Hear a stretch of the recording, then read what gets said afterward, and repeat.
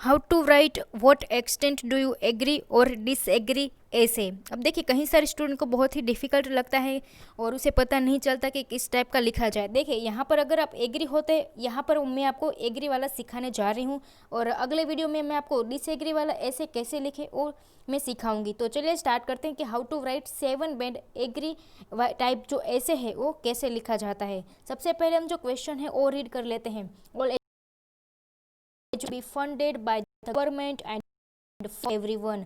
To what extent do you agree or disagree with the statement. अब देखिए यहाँ पर हम एग्री करने जा रहे हैं, ठीक है, तो उसके मुताबिक हमें लिखना है।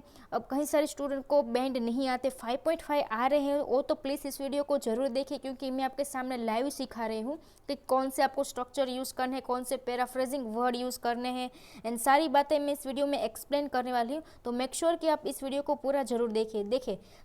जो पैराफ्रेजिंग वर्ड्स है वो देख लेते हैं। आप यहाँ पर देख सकते हैं पैराफ्रेजिंग, यहाँ पर आप देख सकते हैं एजुकेशन एंड हेल्थ केयर। तो एजुकेशन का हम कौन सा सिनोनिम्स यूज़ कर सकते हैं? लर्निंग हम कह सकते हैं, एजुकेशनल इंस्टीट्यूशन कह सकते हैं, स्कूल कह सकते हैं, क्वालिफिकेशन हम कह सकते हैं, एंड जो हेल्थ केयर है उसके लिए हम हॉस्पिटल यूज़ कर सकते हैं, हेल्थ केयर यूज़ कर सकते हैं, मेडिकल ट्रीटमेंट भी यूज़ कर सकते हैं। अब देखिए फ्री है, इसके लिए हम क्या यूज़ करेंगे? लेस एक्सपेंसिव का यूज़ कर सकते हैं।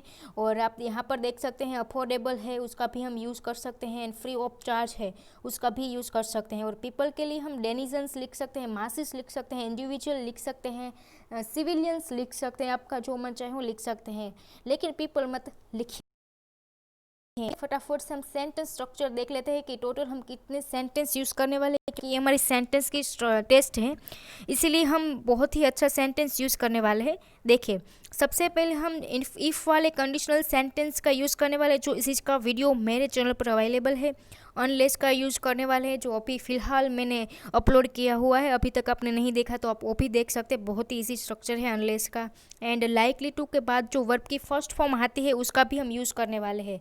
और उसके बाद हम देखें तो कैन बी के साथ वर्ब की थर्ड रूप आती है उसका यूज़ करने वाले हैं, जीरन का यूज़ करने वाले हैं, एंड आर के साथ जो वर्ब की आईएनजी फॉर्म यानी कि प्रेजेंट कंटिन्यूस टेंस का भी यूज़ करने वाले हैं। कहीं सारे स्टूडेंट आर के बाद वर्ब की आईएनजी फॉर्म नहीं लगाते हैं तो बहुत ज़्यादा मिस्टेक करते हैं। सो आप इस तरीके से लिखिएगा, मैं आगे आपको एग्जाम्पल सहित बताऊंगी। फिलहाल आप देखिए कि कौन से स्ट्रक्चर यूज़ करने हैं हमें। हैज़ बिन एंड इंक्रीज वाला जो स्ट्रक्चर है वो हम यूज़ करेंगे, मैं आगे आपको बताऊंगी कि कहाँ एंड किस तरीके से यूज़ करना है। तो मेक श्योर कि आप इस वीडियो को पूरा देखिए अगर आप इस स्ट्रक्चर को अपने ऐसे में रियल एग्जाम में यूज़ करना चाहते हैं। तो WHO रिलेटिव प्रोनाउन है वो भी हम यूज़ करेंगे, सिंस वाला जो कॉम्प्लेक्स स्ट्रक्चर है वो भी यूज़ करेंगे। और उसके बाद मस्ट बी के साथ वर्ब की थर्ड रूप आती है उसका भी हम यूज़ करने वाले हैं। इट के बाद वर्ब की सिंगुलर फॉर्म आती है, बहुत से स्टूडेंट्स यहाँ पर मिस्टेक कर देते हैं, इट के बाद सिंगुलर वर्ब नहीं लगाते हैं। एंड टेंड टू जो एक एडवांस इंग्लिश लेसन है उसका भी हम जो सेंटेंस स्ट्रक्चर है वो भी हम यूज़ करने वाले हैं। अब देखिए ये हमारी जो ग्रामर की टेस्ट है, अगर हम ये टोटल 12 स्ट्रक्चर है अगर आप ये यूज़ करके आते हैं तो कौन कहता है कि आपके 5.5 बैंड आएंगे?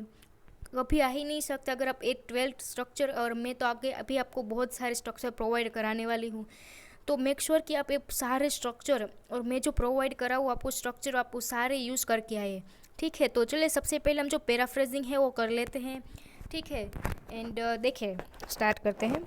It is often argued authority ought to provide free cost of learning and medical treatment to all the citizens। अब देखिए मैं आपको सिखाती हूँ कि मैंने क्या लिखा। देखिए यहाँ पर आप देख सकते हैं ईज है इसीलिए ये पैसिव बन गया, इसलिए आर्ग्यूड में ईडी आएगा। कहीं सारे स्टूडेंट्स यहाँ पर ईडी नहीं लगाते, वो सिर्फ यही लिखते इट इज़ ऑफन आर्ग्यूड है।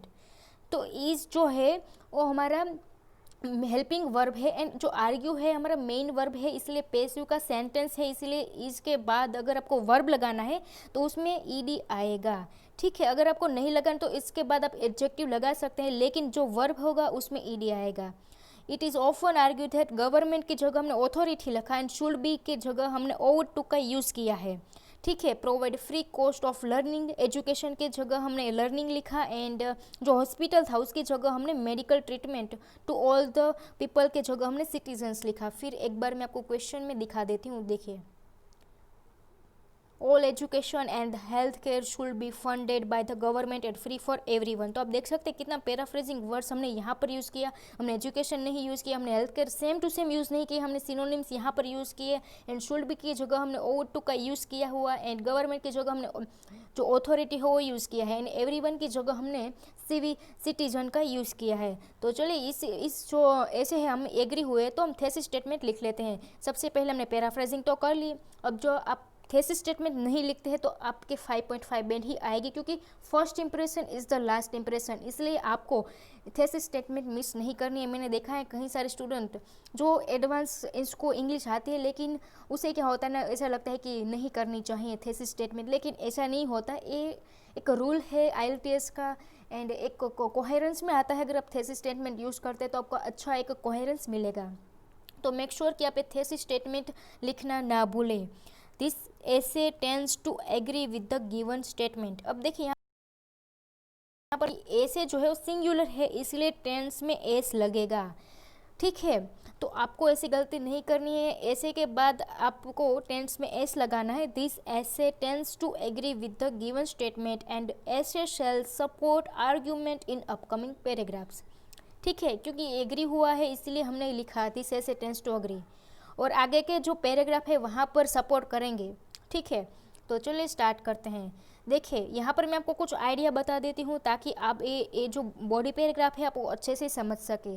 अब देखिए, फ्री क्यों प्रोवाइड कराना चाहिए गवर्नमेंट को, क्योंकि बहुत ही एक्सपेंसिव है, एंड जो मिडिल क्लास है अफोर्ड नहीं कर सकते हैं। उसके उसके तो क्या होता है कि मेडिकल ट्रीटमेंट अफोर्ड नहीं कर सकते, और उसके रिलेटेड उसको डेथ भी हो जाती है, एंड इलिटरेट होते हैं, ठीक है, और पढ़ नहीं पाते हैं। अगर जो फ्री में प्रोवाइड कराया जाए तो सारे जो एंजॉय कर सकेंगे। देखिए आपको टेंशन लेने की कोई ज़रूरत नहीं, मैं आपको स्टेप बाय स्टेप सिखाती हूँ। देखिए सबसे पहले हम वन ऑफ का जो स्ट्रक्चर है उसे का यूज़ करने वाले हैं। One of the considerable reason is that. अब देखिए रीजन्स में आपको, आप यहाँ पर देखिए ये जो रीजन्स है उसमें आपको एस लगाना होगा, क्योंकि वन ऑफ से मैंने स्टार्ट किया है, और उसके बाद जो सिंगुलर वर्ब आएगी एंड प्लूरल नाउन आएगा। that there has been an increase in education fees and hospital cost। तो ये आप यहाँ पर देख सकते हैं। मैं कहना चाहती हूँ कि इंक्रीज का क्या हो रहा है कि जो फीस है वो बढ़ रही है, तो मैंने वो लिखा है therefore middle class people who are not willing to pay exorbitant fees since they are unable to gain such amenities। अब देख सकते हैं मैंने यहाँ पर सिंस का यूज़ कर दिया है, एंड केस कितना अच्छे से हमने सेंटेंस लिखा है, WHO यानी कि रिलेटिव प्रोनाउन का भी यूज़ किया है। आपको टेंशन लेने की ज़रूरत नहीं है। अगर आपको समझ में ना आए तो आप 2 बार भी देख सकते हैं और मुझे कमेंट सेक्शन में भी पूछ सकते हैं। लेकिन आपके लिए बहुत ही इसेंशियल है कि इस वीडियो को पूरा देखिए, अगर आपका जो डिज़ायर बैंड स्कोर है वो अचीव करना चाहते हैं, क्योंकि सिंपल सेंटेंस लिख कर आने से आपके कोई बैंड नहीं आने वाले हैं। तो यहाँ पर देखिए मैंने यहाँ पर ऐसा लिखा कि मिडिल क्लास है वो अफोर्ड नहीं कर पाएंगे, जो हायर फ़ी है, सिनोनिम्स है हायर फ़ी का, ठीक है। Since they are unable to gain such amenities, amenities synonyms है फैसिलिटी का, और यहाँ पर देखिए मैंने सिंस जो कॉम्प्लेक्स स्ट्रक्चर है उसका मैंने अच्छे से यूज़ किया है। इस चीज़ का वीडियो भी मेरे चैनल पर अवेलेबल है। अगर आपको नहीं पता कि कैसे सिंस का यूज़ करें तो आप मेरे चैनल पर जाके देख सकते हैं। तो चलिए देखते हैं आगे। As a result it leads. अब देखिए इट के बाद लीड्स में एस लगेगा, जो कहीं सारे स्टूडेंट हैं ना भूल जाते हैं।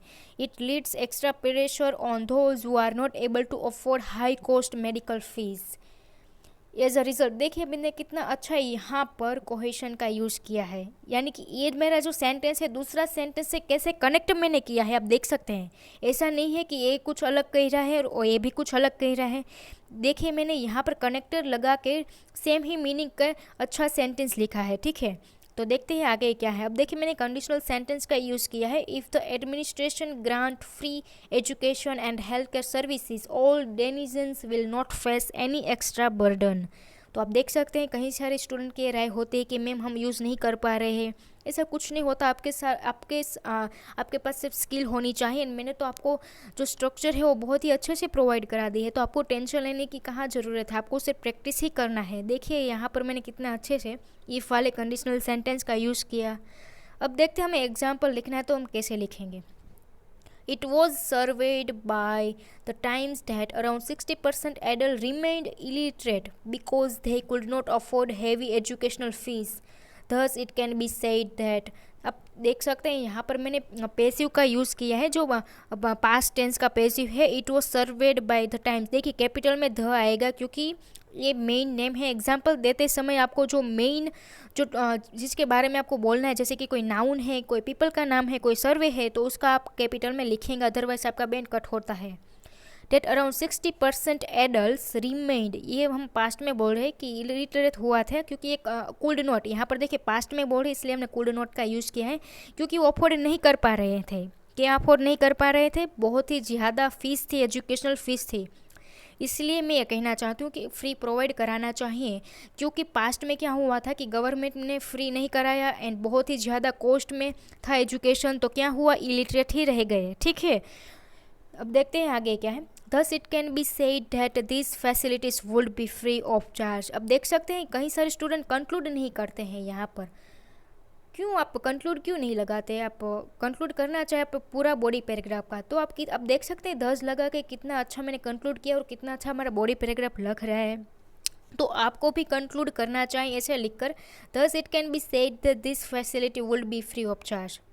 तो आप देख सकते हैं पूरा सपोर्टिव हमारा बॉडी पैराग्राफ लग रहा है। मैंने देखा है कई सारे स्टूडेंट्स सिर्फ एग्जाम्पल लिखकर ही जो बॉडी पैराग्राफ है उसको पूरा कर देते हैं।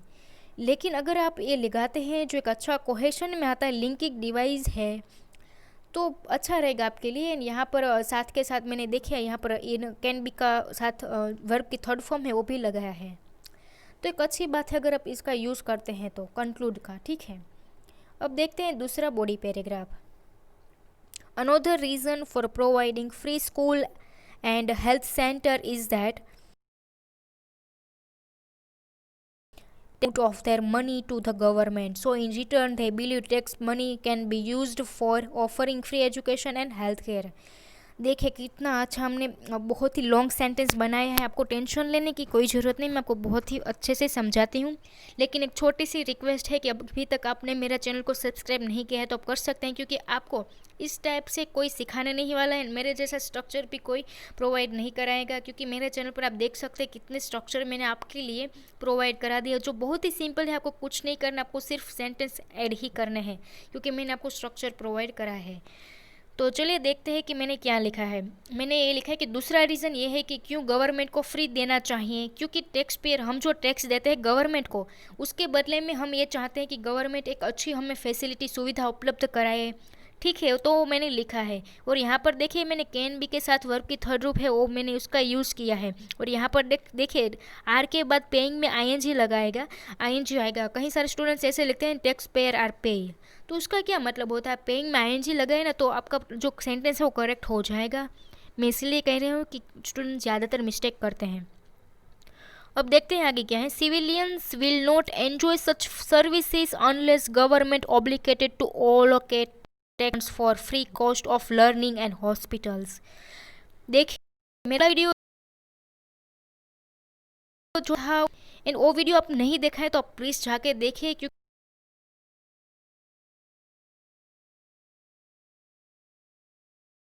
ये आप देखा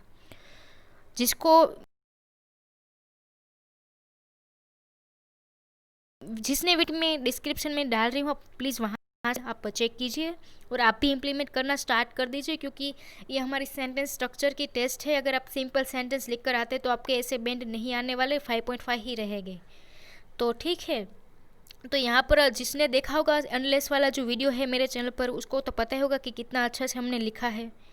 ठीक है, यानी इसका मतलब ये होता है कि civilian will not enjoy, civilian enjoy नहीं कर पाएंगे सच सर्विसेज अनलेस, तब तक कि जब तक गवर्नमेंट है वो ऑब्लिगेटेड टू, यानी कि वो उपकृत नहीं होगी, हमारा जो टैक्स पे है उसका मनी नहीं, फंड्स नहीं कर अलोकेट करेंगी for free cost of learning and hospital. यहाँ पर देखिए एजुकेशन की जगह मैंने लर्निंग लिखा है एंड हॉस्पिटल लिखा है। फॉर इंस्टेंस इन जर्मनी, अब आपको जर्मनी को तो पता ही होगा कि वहाँ पर फ्री कॉस्ट ऑफ एजुकेशन मिलता है। ठीक है, authority is responsible for providing free cost of educational institution and medical treatment to all their denizen from tax। देख सकते हैं कितना अच्छा हमारा जो सपोर्टिव एग्जाम्पल है वो लिखा है। और उसके बाद देखिए hence this services should be offered by government in reward of tax money. तो आप देख सकते हैं है कितना अच्छा सेंटेंस को कंक्लूड किया आप देख सकते हैं यहाँ पर। अगर आप हैंड्स नहीं लगते और सिर्फ ये जो एग्जाम्पल है वही लिख कर आते हैं तो आप मुझे बताइए कि आपका जो ऐसे हो क्या सपोर्टिव लगेगा? बिल्कुल नहीं लगेगा। क्योंकि अगर आप ये लिखे, देखे मैंने ऐसा लिखा, hence this services should be offered by the government in reward. देखिए यहाँ पर मैंने शुड बी के साथ पैसिव वाला सेंटेंस लिखा, मैंने ऐसा भी नहीं लिखा कि मैंने सिंपल, मैंने लिखा यहाँ पर पैसिव ओपी मॉडल का पैसिव। और यहाँ पर मैंने कंक्लूड भी किया पूरा बॉडी पैराग्राफ की हाँ नहीं करना ही चाहिए क्योंकि हम भी एग्री है और करना ही चाहिए इन रिवार्ड ऑफ टैक्स मनी। तो आप देख सकते हैं कितना अच्छा हमारा बॉडी पैराग्राफ लग रहा है। आप अगर अभी तक आप ये नहीं यूज़ कर रहे हैं हैंड्स और धस का तो अभी स्टार्ट कर दीजिए एंड ये जो स्टूल बी के साथ वर्ब की थर्ड रूप है वही आप लगाएगा, ठीक है। तो देखते हैं आगे क्या है। In conclusion, government ought to avail free charge of education system and cure medical treatments because citizens must be benefited for those who are incapable to learn and taxpayer will likely to enjoy such facilities। तो यहाँ पर देखिए जो शुल्क था उसके लिए हमने यहाँ पर ओट का यूज़ किया है, अवेल यानी कि प्रोवाइड कराना चाहिए, जिसका एक सिनोनिम्स है free charge of education system cure medical treatments because जो कॉम्प्लेक्स स्ट्रक्चर है सिटीजन्स मस्ट बी बेनिफिटेड, यानी कि मैंने मॉडल का पैसिव है वो यूज़ किया है मस्ट बी बेनिफिटेड, ठीक है। देखिए यहाँ पर मैंने लाइकली टू का यूज़ किया। अगर आपको लाइकली टू का यूज़ करना नहीं आता, जिसका सेंटेंस स्ट्रक्चर का वीडियो मेरे चैनल पर अवेलेबल है, आप प्लीज़ वहाँ से देख लीजिए एंड अभी आप यूज़ नहीं कर रहे तो यूज़ करना स्टार्ट कर दीजिए। आई होप कि ये वीडियो आपको अच्छा लगा है तो please subscribe to my channel and share with your IELTS friends.